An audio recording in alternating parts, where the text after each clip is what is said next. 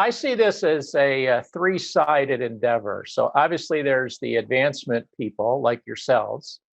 There are the potential donors. And then there are the faculty and other stakeholder benefactors. So as our listeners may or may not know, I work at the Anschutz Medical Campus and was a professor there for many, many years, mostly as an academic entrepreneur. So I was the beneficiary of this activity in some respects. So my question is, you've given us the perspective of the advancement officer, you've given us some insight into the mind of the investor. What do you observe in terms of the mind of somebody like me? So when how do you engage somebody like me? What happens when I come to you and say, hey, I got a great idea, et cetera, et cetera. So walk us through how that works and how it's supposed to work. First of all, it has to be it's a mindset. So it has to be a search out on all of those three dimensions for people who are open-minded, creative, willing to collaborate. So let me just say, I want a chair, for me, is not a big idea. Even naming a building is not a big idea.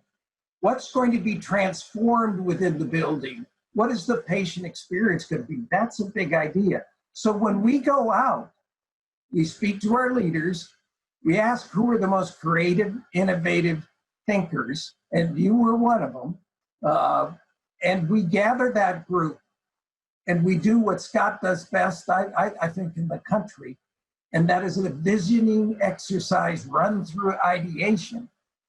And so we curate audiences.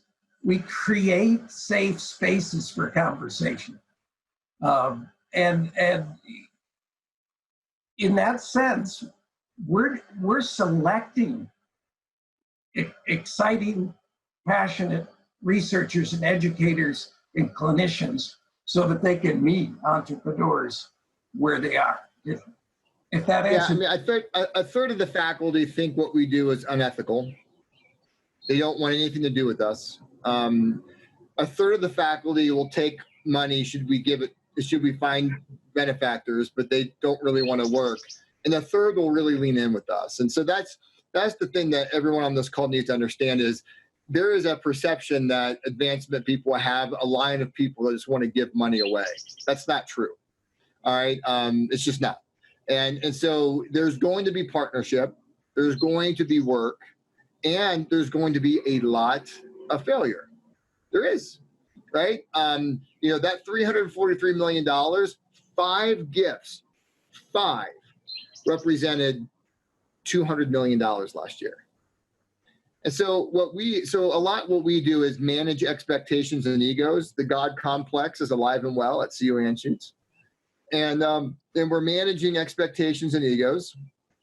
And one of the managing expectations is there isn't going to be like a big campaign around these ideas, like the Ice Bucket Challenge, the crowdfunding. There's a reason why the Ice Bucket Challenge was on the front page of the New York Times. It doesn't happen very often. What we have seen and what the data shows is when you're working with your advancement professionals, it's really going to be maybe 5 or 6 conversations that will make or break a year or make or break a project. It's not hundreds. And all we're saying and what we've been able to do is when you have those 5 or 6 conversations, we are looked at, I believe, as strategic partners with the physicians, where we really set the table. We do a lot of coaching behind the scenes. We literally do the words. You're going to say this is how and we role play what it's going to be because we know we've only got 4 or 5 of these. So this quadrupling of philanthropy with a laser-like focus on gifts of significance. And for CU and shoots, it was $100,000 and above. And so you hear around the country and around, I'm sure your university is doing this now, is you're doing these big campaigns where it's just $4 billion, $5 billion. There is no philanthropic joy in giving a $25,000 gift in the context of $4 billion. What we want to really share with you is think about campaigns of one. Who are the 5 to 6 to 7 people? And then what's the preparation and the strategy that we can work with our advancement professional? And what's happened is our focus was philanthropy, but then we started to realize that we're meeting people with capital that want to make a difference. So we started to partner with what's called CU Innovations. I don't want to call it a tech transfer office because CU Innovations is a whole other level of tech transfer. They were just ranked number 20 in the country, in the country. And it was the most profitable tech transfer office in the country. But what we saw was the approach of opening conversations with gifts is the same with investment. So we trained our CU Innovations colleagues, and then we started to open doors from our benefactors that still wanted to make a difference, but maybe not through the vehicle of philanthropy, the vehicle of investment. And they raised $50 million in 11 months.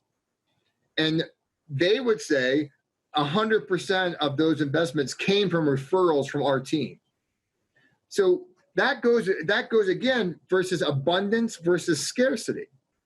A lot of times in this country, there is tension between a philanthropy and investments, that if someone invests in something, that's somehow a loss for philanthropy. Or if there's a philanthropy, big philanthropy, the people in the business office get upset because they wanted those funds. We believe there's enough. We believe the pie is big enough. And we have seen that. And now what's going to happen is when those people have a monetization, those investors that we introduce them to, and they have a monetization event, where do you think their philanthropy is going to go in the back end? It's all connected.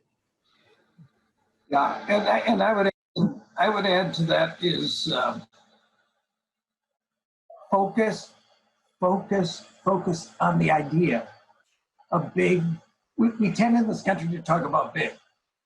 I would substitute the word an important, a just idea, something that's right for the world and that matches the passions of the benefactors. So Scott's famous for saying, bring nothing, development officers bring nothing to your first visit, nothing whatsoever. Because as soon as you pull out that one pager, what do you become? The salesperson. We'll go back to his quote that what we do is not about closing and everything about opening conversations and dialogues about the benefactors' values and interests and passions and dreams yet fulfilled, unfulfilled dreams, perhaps of their youth.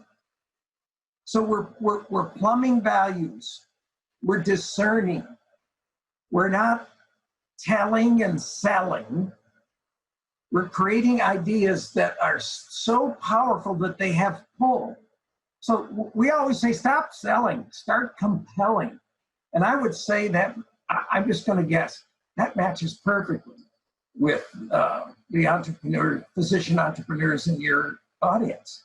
How do you make your idea more compelling and that has pull rather than push?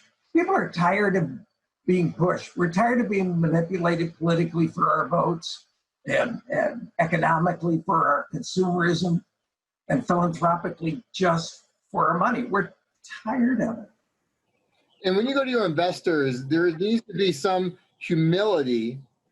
They're smarter than you. Yeah. Right? People that can give away or invest $100,000 to $2 million to $5 million, they're smarter than us. Okay? Or we would be doing that. Right?